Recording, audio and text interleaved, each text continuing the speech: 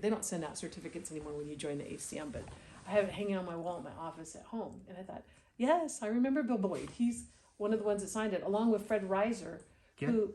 Get your butt out the film. Okay, because we're in the mirror?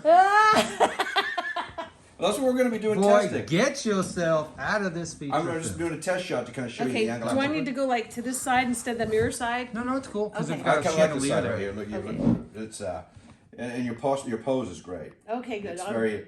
I'm going to be quiet till you tell me when to talk No, it's now. all good. We got just the chandelier right there is awesome too. Let's see Oh, what we got. nice. See, that's really pretty. Okay, so if I'm in the frame at all, yeah, that set her up a little bit more to the left. A little bit more. If I'm in the frame, we can always crop it out. Okay. Right?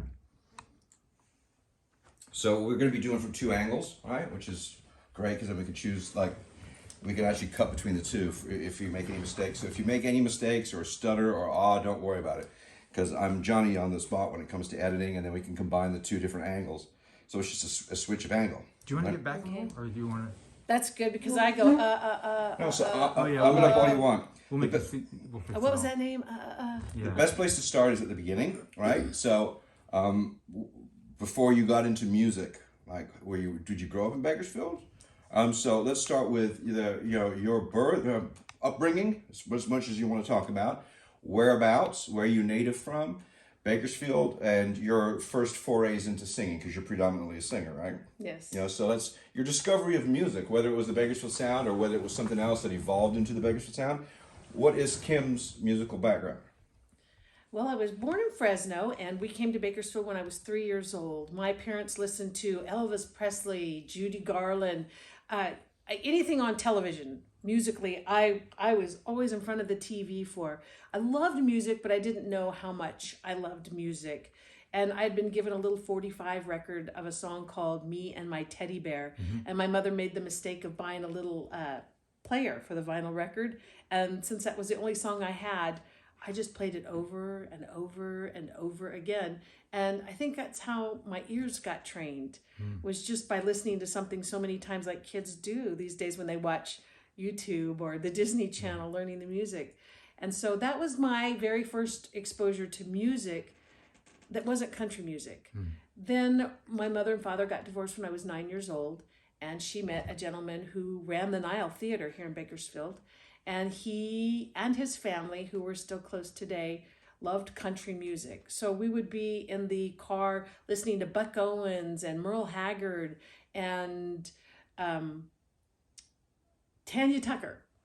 Can't believe I missed that one. Tanya Tucker. And I would be back there singing the songs along to that, not even realizing how much I was loving what I was doing. We would travel to and from Reedley to see my stepsister, and we would get to listen to the music all the way.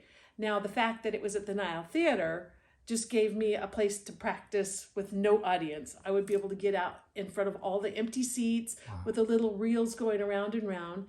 And during the summer, they played a lot of movies like Deliverance and Night of the Living Dead. And so my stepfather would send us over to the Fox Theater, who was playing Mary Poppins. And so we would get out there in front of the Fox Theater. When I say we, I mean me and my two sisters, because I, at that point, was the producer of our show, and we were 9, 10, and 5 years old, and I would tell them what to do, and we would sing things and do gestures to Little Bo Peep, whatever I could think of. We would use those areas as our sets. And then I think the country music just kind of started growing with me. High school, it was all about the classic rock today. But when I graduated from high school and I got married at an early age, I was married at 18, we listened to country music. And Bakersfield was putting on, not Bakersfield, but a local radio station here in Bakersfield was doing the Country Wrangler Showdown, which is where I met some of the first artists that I'm still friends with today. Jennifer Keel, the Dooley Brothers Band, and on there. From that, each connection just led one place further. But I joined the contest and I did not win. Jennifer Keel won that contest. I did place third. I was incredibly proud of myself. And at that moment, and the friendship that was created there, Jennifer and I started, when she needed a night off for work, would allow me to perform with the Dooley Band. And when the Dooley Band left one of their clubs, they had broke apart a little bit, but they had become the Mark Dooley Band.